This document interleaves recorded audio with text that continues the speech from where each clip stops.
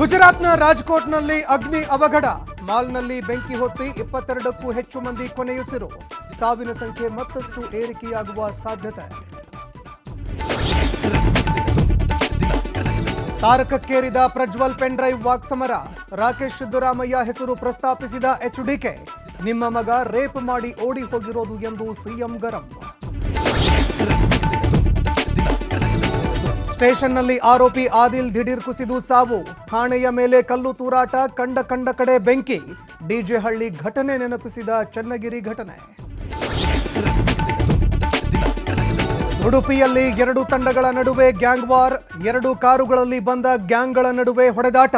ಸಿನಿಮೀಯ ರೀತಿಯ ಮಾರಾಮಾರಿಗೆ ಬೆಚ್ಚಿಬಿದ್ದ ಕೃಷ್ಣನೂರು.